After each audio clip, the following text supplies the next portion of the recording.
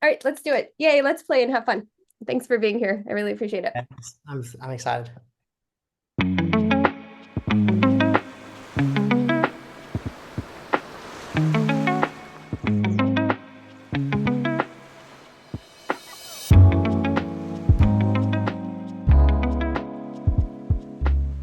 And we're so excited to have our speaker, Will Kirsop, here all the way from Australia, guys. Luckily, he didn't have to travel here, but he is traveling backwards in time because it is Thursday afternoon or morning, right? Well, Thursday morning. Yeah. So, welcome officially. This is Chad of Greater Los Angeles, our monthly speaker series where we bring experts in the field of ADHD to our community. I want to give a warm thank you for everybody who donated or who left a comment. Please check out our meetup and RSVP for as many meetings as you'd like. And Will is the founder of Many Roads, where he coaches teenagers and young adults to discover their purpose and thrive.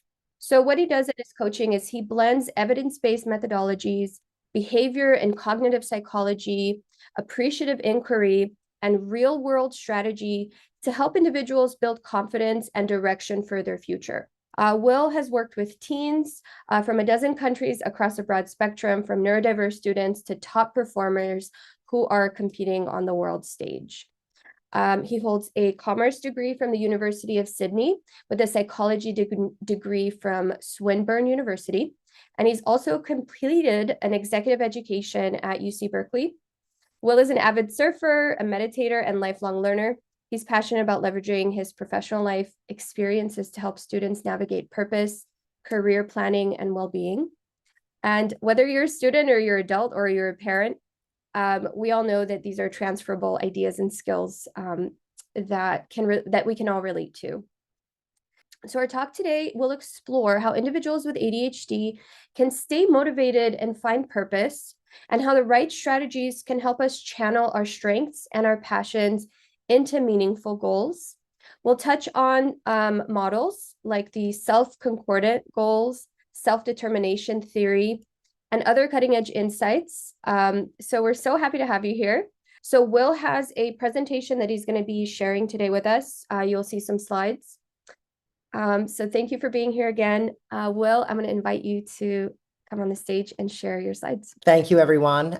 Really excited to be here today. And yeah, thanks for everyone for showing up. So yeah, as Yulia said, I've got a bit of a presentation that's going to cover really around purpose and motivation. We'll actually start with motivation and probably end a little bit more on purpose in terms of a little bit of a roadmap. And yeah, excited for our discussion at the end and happy to answer any questions. Cool. So I wanted to start. This is a little bit more of an Australian tradition, like an acknowledgement of country. So just would like to try and pass that over to everyone here today. So just acknowledging the traditional custodians of the land on which each of us gather today. With the event taking place in Los Angeles, I'd just like to acknowledge, and hopefully I'm pronouncing these names right, Tongva, Tataviam, Serrano, Quiche, and Chumash peoples, as you know, the original stewards of the Los Angeles area, and really pay respects to their elders, past, present, and emerging, and all Indigenous peoples joining us. And I've had the privilege of actually living in Los Angeles. I lived on the west side, so it's nice to be part of the community, and particularly in California. So for me, it's a very special place. So thank you. Just wanted to quickly share, like, I'm not a clinical professional. I work kind of very focused in education. So while I'm going to be presenting research that's hopefully really exciting and applicable to many of us, it's not, medical advice. And if anyone does or is seeking that, please do seek the relevant professional, whether it's a doctor, therapist, licensed clinician. I certainly work on the education side, although my background in psychology definitely informs my practice. Let's get started. So we're going to have kind of three or four things today. So the first thing, we're going to talk about self-determination theory. So it's a theory about motivation, and there's some really cool emerging research from a few different groups who are actually applying that specifically to ADHD cohorts, which I think is really encouraging. It's quite nascent, actually. It's only in the last few years that that's happening. So yeah, excited to kind of maybe get the jump on it as a group tonight. And then secondly, and very, related is executive function, and some of the research from self-determination theory also talks about how boosting executive function can actually help meet some of the self-determination needs. And I'm also going to share a few learning techniques. Hopefully it's relevant for everyone on the call. I know we have many different backgrounds, persuasions. My practice, I tend to work with students, whether it's teenagers or young adults, but I certainly value lifelong learning, and I'm sure all of you do. I've got some learning techniques that can be quite adapted for anyone who has, challenges with like more attention or, hyperactivity, things of that nature that could hopefully help, supporting and providing a little bit more structure.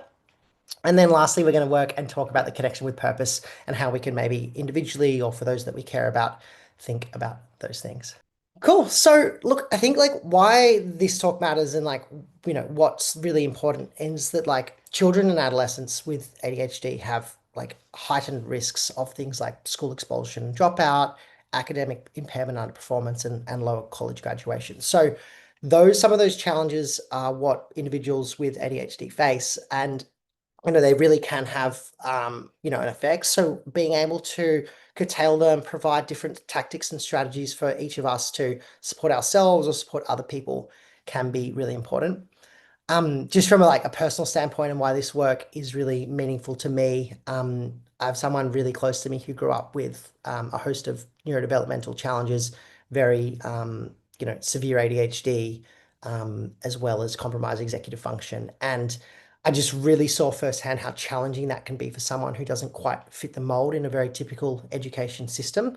And while there's, certainly progress and things of that nature, it still can be really challenging. And then the other side of it is like when they do have someone in that corner, whether it be a great teacher or whether the structure and support system is in place, like they can actually find amazing ways to thrive. And in my coaching practice, some of the most bright and amazing and ambitious people that I work with do actually suffer from ADHD, and particularly from a like high performing standpoint, I often find that as well. So it doesn't discriminate, I guess, and that's kind of what's definitely something that can be quite important to keep in mind. So it's just a little bit of a frame. So just touching on self-determination theory as a general introduction.